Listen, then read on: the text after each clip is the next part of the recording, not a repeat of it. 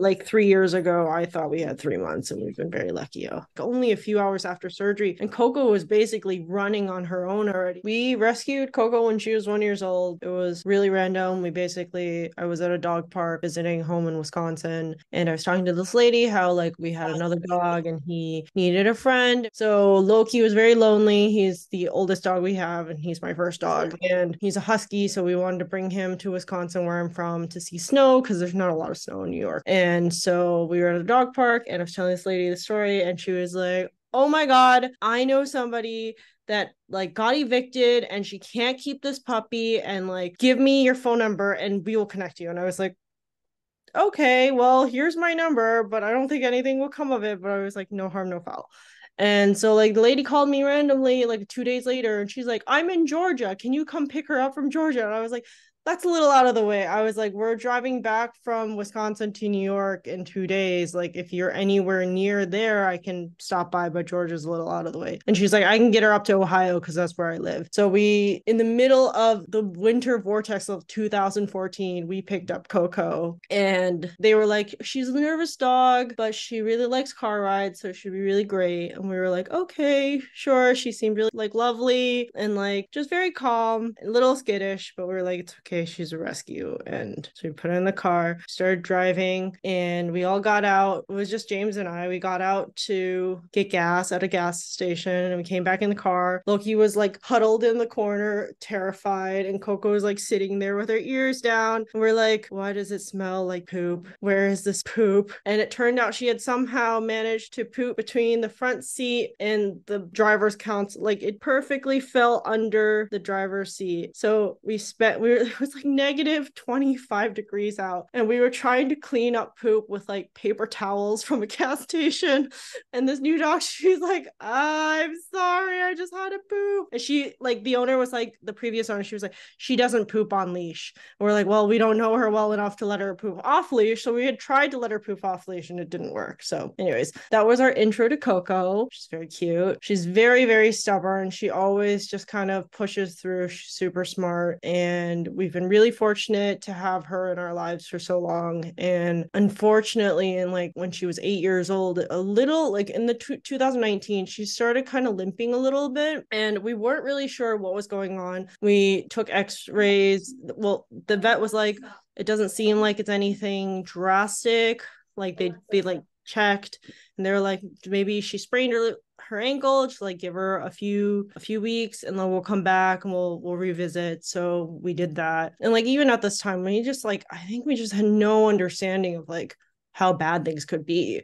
And we took x-rays. The x-rays looked, to a regular person, like they were fine. We did a radiologist, everyone looked at it. They were like, "Well, it looks like she probably has a partial CCL tear, so you can do one of two things, because it's only partial and it's quite small. You can try to repair it with a custom brace and like basically keep her off her leg for as much, like very limited activity until it like basically heals itself, or you like can try to do some surgical intervention." And then I did some research, and it looked like surgical intervention with like a TPLO was quite extreme. So we're like, okay, maybe let's get this custom brace and let's just keep her off her leg as long as we can, like limited activity. And she seemed to be doing okay with it. She would play every once in a while. Unfortunately, like I think it was just like one day that she was sitting in a yard that we didn't have it on, and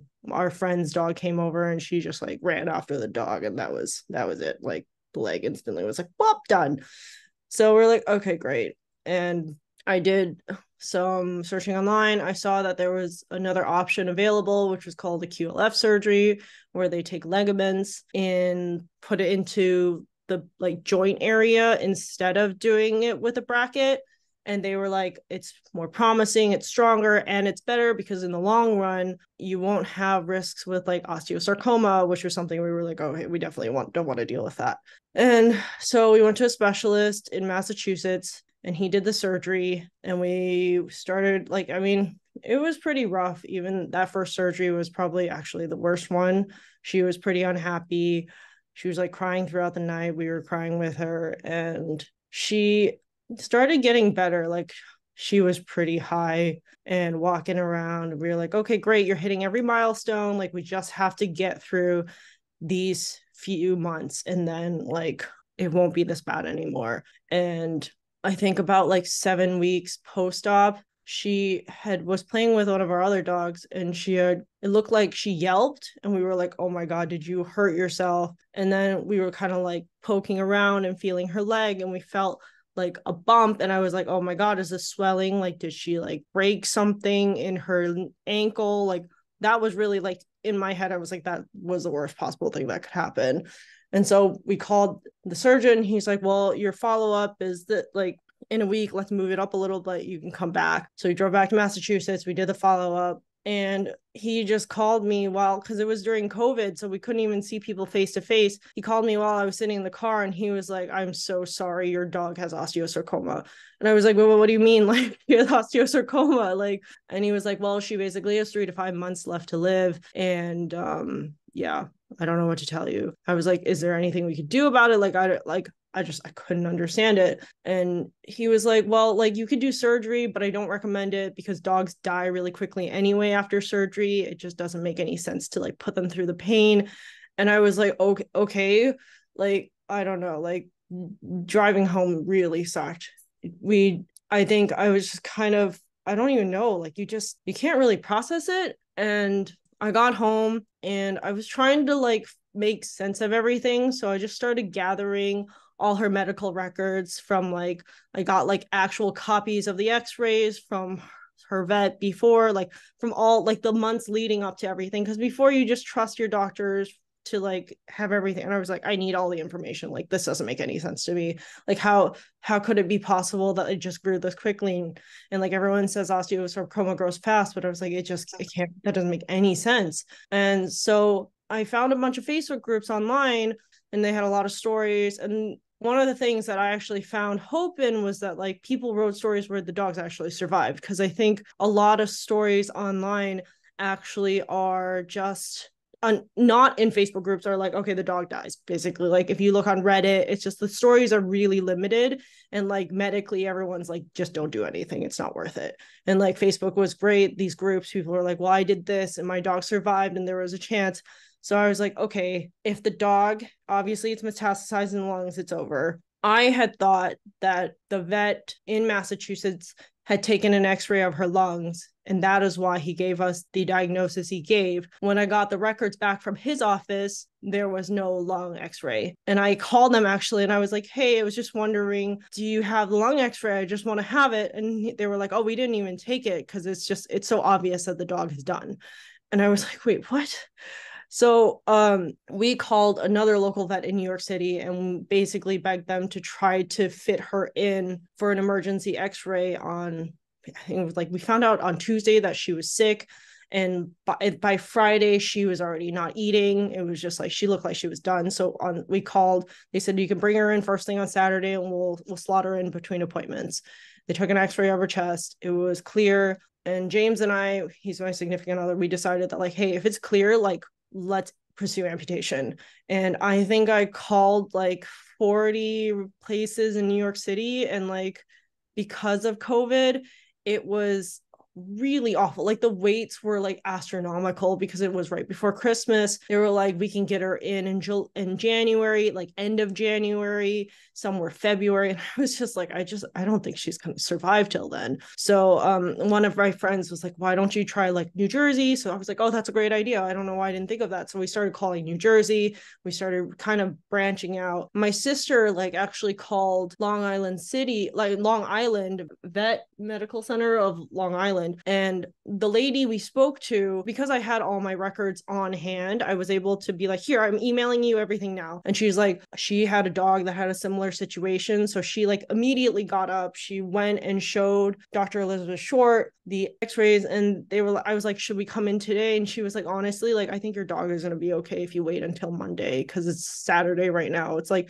if you come in today, we're going to have to charge you the emergency vet care fee. It's going to be way more expensive. Like, just come Monday, we'll do a consult, and if it's okay, we'll do the surgery on Tuesday. And we're like, okay, fine, let's just do that. And like we had pain meds for her for the few days, so the pain meds help alleviate the pain, but like as I was reading, they were like, you can only do the pain meds for so long, and really what kills the dog is the nerve pain is like so debilitating. And so we brought her in on Monday, everything looked good, they did the surgery on Tuesday, and they wanted to keep her overnight, but they sent us a video of like at I think like it was like only a few hours after surgery, and Coco was basically running on her own already, and I still have that video somewhere, but I was just like, oh my god. The lady was like, I've never seen a dog just like bounce back this fast. Like Coco was like, fuck yeah, my leg is gone, it feels so good. She was like basically, she was like, thank god, that thing was useless, like 3 legs is great, like I'm totally fine with this. And honestly, like even though it was tricky for her with 3 legs, I think the initial surgery with the QLF was a harder recovery for her than the amputation, which was really shocking for us. And so she did pretty good she was okay, like her strength was really good, it was slowly coming back. We did a lot of hydrotherapy with her, which really like helped her get her leg strength back. She was climbing stairs like within a week of doing hydrotherapy, which we weren't sure she was ever going to be able to do again. And I think at her highest point, like we tried to bring our dogs everywhere with us, and we went to Acadia National Park, and we went on this hike, and it was supposed to be like an easy hike, and it ended up being quite intense. And she did the hike on her own basically, like she didn't need us. And I think at that time we were like, oh my god, she can still like really function on her own. And she was doing like, after that we were doing like 4 to 6 mile hikes with her. She was having a great time. Like she would be tired when she came home, but she loves being in nature. She really just has a great time. And so yeah, we were really lucky. I think like we were given the option by the vet to do a x-ray of the chest every few months, but we were like, sometimes maybe ignorance is bliss. I think if you like, you know, the checkpoints coming every time, it's a little like too much. We did do 5 rounds of chemotherapy radiation, and then because the Yale vaccine was not available for a while, we ended up hearing about Immunocidin, and unfortunately we didn't qualify for the clinical trial because you had to start before the amputation. But we still went ahead. We did it with Dr. Co, like about an hour outside of New York, and he was really great. He really focused on a holistic medication. So he was like, yeah, it's great that you're like doing all these things, but really you should like, we changed our diet. He recommended like supplements and things that we could add to the diet just to kind of help bolster our strength. We did I think there's 15 rounds you're supposed to do for Immunocidin, but for Coco, she wasn't really reacting the way that you're supposed to, or like at least what they were saying, like, oh, if it's working, the dog should be like running a slight fever. And every single time we went in, he doubled the dose, and he was like, she's like at quadruple the dose she's supposed to be at for this to be working. And so he's like, I'm not 100% sure if you should continue. Like he's like, I spoke to the people at that create Immunocidin, and they were like, well, you should keep going. He's like, but I'm not 100% sure either, because she's like, she's not reacting to it at all. So we were just like, okay, well, like we're already 8 rounds, so if it's not working, it's not working. Let's just, well, we did as much as we should. She was really good for like a really long time. I think I had a fear initially. It was like, if the cancer doesn't take her first, she's gonna have to get she's gonna tear her other CCL, because there's always like, there's like a 50% chance of that happening. So I was like, well, we'll not worry about that. That's not going to happen. So like when it did happen, it was in September of 2022, like she just stopped using her leg, and we were immediately like, yeah, that's definitely what it is. Like there's nothing else it could be. And we took her in, they confirmed it, and we kind of went through the same round of like calling whoever was available, like seeing if there was anyone that could fit her in. Like we immediately spread out to upstate, like calling everybody, because it was still like 2 to 3 months. Like TPLO surgery is so common, like so many people do it, and there's always an insane wait list, especially on the East Coast. And we got on every wait list. We got really lucky, because I ended up calling all the the vet schools, and I think when I called Tufts, the lady was like, hey, like we don't have a chance to help you here, but I had a friend recently that was able to get slotted in for cancellation with Dr. Huss up in Massachusetts, so you should reach out to them. Like, I think you might have a good chance here. So I called them. They were like, we will put her on the wait list because of her priority, because I was like, she literally has like 2 legs right now. And like, honestly, even with 2 legs, Coco is figuring out how to get around. Like, she's very adaptable, which is great, but also a little frustrating because she was like, oh, my back leg doesn't work. So she started just like dragging herself around the house with 2 front legs. I was just like, oh my God, like, we just want you to please like be calm. But she's like, no, I want food. She just like, she always wanted to be where the action was. But yeah, we were super lucky. We got her in probably also like a week after she tore her leg. So like every single situation, we've been super fortunate. And he did tell us the risks. He's like, look, she's a 3-legged dog. It's definitely going to be way harder healing. Like, it's going to be a lot of work. Like, we're dedicated to it. We're like, it's no problem. We'll make it happen. And so her healing on TPLO, like after TPLO, was tricky, but I think kind of like, unfortunately, when you've gone through so many surgeries, you kind of know the song and dance you have to do. And she luckily trusts us. I think she kind of knows that, like, hey, like, you're going to take care of me. So she was okay with that. We did do a lot of like at every point after the surgery, the doctor was like, hey, her bones are like not healing, like it's not calcifying or something as quickly as it should be. We don't know if it's her old age. And like later on, I spoke to somebody else about it, and she was like, it might also be because of like the immunotherapy you did. You don't know, like, you don't know how the dog's body reacts. Like, there's so many like factors that are unknown. So we were healing with that, and then that surgery had been in September, and then in January she stopped using her left front leg, and I was like, what is happening? And we took her in immediately. The vet did an x-ray. They couldn't really see anything. I think like we were looking at the x-ray, like James and I was like, that looks exactly like what we saw in March of 2020. Like, that bone density looks a little insane. And they were like, I think you're kind of like looking for something that's not there. And we even showed our friends that were in the medical field, and they're like, it looks a little like fuzzy, but it might not be what you think it is. We showed it to the oncologist. He was like, hey, I want to reassure you guys that like it's very, very rare to have it go like completely skip the lungs and go into another leg. And I was like,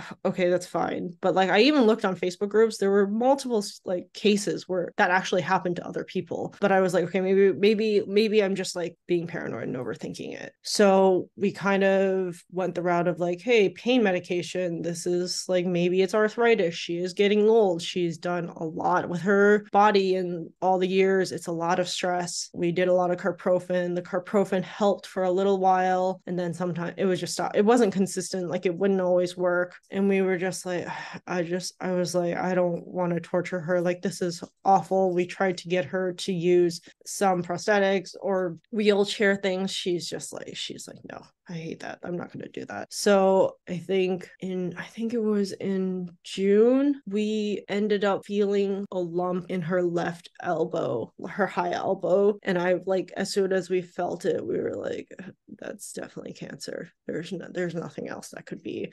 Like, at first I was like, oh, maybe it's not that. Maybe she's just swollen. So I iced it down and like tried to see if it was swelling related, but it was really hard. And we're just like, it's definitely cancer. So we went in, we did x-rays of her chest, of that leg, and then we did a fine needle aspiration where she like really cried. Like, she really did not like it, but like fine needle aspiration usually it's kind of inconclusive, but I kind of felt like we might have hit it because she cried, which is kind of horrible. But I was like, I feel good about this. And we did get the confirmation a few days later that it was indeed osteosarcoma again. And like, even the day of the fine needle aspiration, we did the same thing again. We started calling every single place we could think of in case we needed, just to consider what our options would be. Like, even if we weren't going to do it, at least we were on a wait list. It's always easier to get on a wait list and then cancel after the fact. I really wanted to work with Dr. Elizabeth Short again. I actually had looked for her after when Coco needed the TPLO surgery,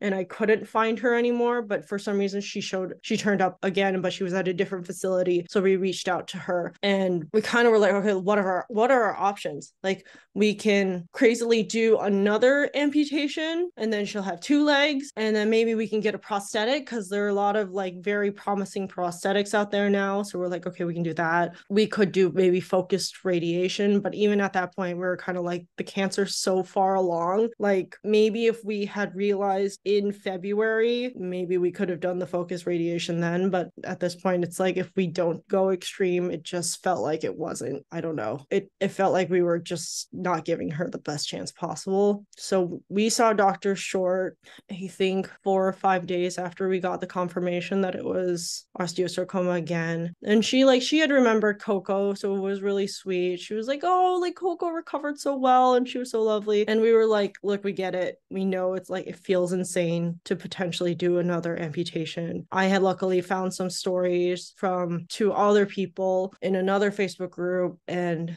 their stories were really incredible because they were like, look, like, we get it. Like, it sounds insane. We ended up pursuing the amputation. Our dogs lived another few years. They were super happy. They adapt. Like, if your dog has that personality to bounce back and like that's what they're like you know your dog better than anyone else. And I mean, we kind of were like, yeah, Coco is like, she's the kind of dog that just like pushes forward. So we were like, maybe it's worth like at least considering this as an option. So we spoke to her and she checked her. She's like, she's pretty healthy generally. Her joints, like, she has like the standard arthritis from her age, but she's very strong. We keep her very lean. We have her on the best food that we can possibly feed her. Honestly, I think she eats better than we do. And she was like, if you're okay to do it, like, I'm willing to consider it. Like, she's like, I wouldn't, like, all factors in, like, it's worth trying. So yeah, we brought her in for surgery and she did it. And I think it was really nice because she called me the day of surgery, after surgery, and she told me that like we had made the right decision. And like, it was really helpful to hear that from somebody else, because like, I think until that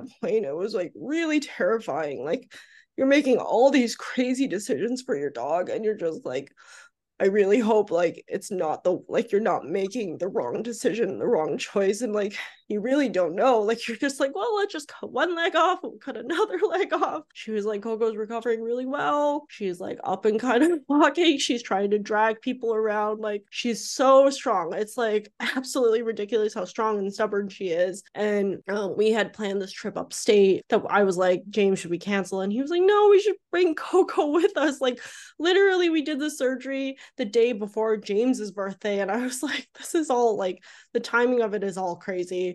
We brought her upstate. She was already recovering. Like, my friends bought her like a salmon dog birthday, like a recovery cake, and she was eating it. Like, she was really like, this is really nice. Everyone's really taking care of me. My arm doesn't hurt anymore. It's not there. And we had been helping her get around. Like, we do this thing where I hold a sling in the front, right under her front belly, and then James holds a sling right like at her back. So it's kind of like, we're kind of like puppeteering her a little bit, and she accepts it. But I think while we were doing that, she was also learning how to balance on her own. And so when we got to the upstate house that we were staying at, we put her in the backyard so she could sit outside because she really likes that. And then I was just busy doing stuff. I looked back and I was like, oh my God, where did she go? And I was like, James, did you move Coco? And he was like, no, I didn't do anything. I was like, where'd she go? So like, we ran outside looking for her, and then we see her like 50-60 feet like down the way, and I was like, what, how did she get there? And like, I don't know, I just like, I took a video of it because I was like, I'm so shocked. James went to go get her and she was so happy. Like, she ran on her own back up to us, and I was just like, oh my God, I can't believe like it's literally a week after surgery and you're already running around on your own. We did do a thing, which I don't know if it was the right move or the wrong move, but basically we kind of discouraged her a little bit from walking on her own because her incision was still really fresh. So we were kind of like, okay, that's good, but like, don't do it. So like for a while she was like, oh, I shouldn't walk on my own. And she would be doing things where like we would sit her on the bed, and then my sister would be like working in another room. And then if Coco wanted to walk into another room, I think she would just like try to go on her own quietly if no one saw her. But one time my sister made eye contact with her, and she looked at my sister and she's like, uh-oh. And she immediately like fell over. She's like, oh, I can't walk anymore. I need help. And we're like, oh my God. And she's just like, I shouldn't do this. This is bad. So now we've kind of encouraged her more. Like, she's fully healed. Her TPLO leg is a lot stronger than it was before. So she's like slowly picking up speed. We started taking her on small hikes where it's like we go slowly, and then we have a backpack for her that we carry her in, and she really seems to enjoy that a lot. So I think that's kind of where we are at now. Yeah. The official diagnosis came on December 16th, 2020. But looking back on the x-rays we have, not with hindsight, obviously, her cancer had been growing since March of 2020 for sure. That was the first x-ray we had taken. And already you can see the mutation of the bone. Like the x-rays not very clear, but there is the beginnings of something happening. And then if you put the x-rays next to each other over time, it's that same area that just literally explodes. I mean, I try to play with her a lot because she really loves playing with the other dogs. I think they all kind of know when she comes back from surgery that something's wrong, and they kind of leave her alone. They're like, you smell like blood, and like when you don't smell like blood, we'll play with you again. But like they're kind of a little more nervous about playing with her. One of our other dogs, like our youngest dog, likes to play with her a lot, but sometimes she's like, no, like you're a little too crazy, we gotta calm down a little bit. She just turned 11 a few weeks ago. She is definitely the strongest dog we have. Like, she's really attached to my significant other, James. When we went on vacation for the first time without her, we left her with James's parents, and they live around like 15 minutes walking from us, and they don't trust her to pee like in downstairs. She doesn't like peeing on leash still. So they leave her on the rooftop, and they let her pee on the rooftop. And they called us while we were on vacation. They said Coco was missing. And we're like, what do you mean she's missing? They were like, we left her on the roof and she's no longer on the roof. We're like, how is that possible? And we don't have video of this, so we can't confirm it or deny it. But somehow there are awnings, and we think she figured out how to jump from a fourth floor rooftop to the first floor. And since James walked her a lot from his parents' house to our home, she knew the route home. So she went home to look for us. And when she couldn't figure out how to get in through the front of the building, she went around the block to try to see if there was a way in through the back. So they had found her on the other side of the street, kind of wandering and trying to figure out how to get back. And she's kind of always been super smart. She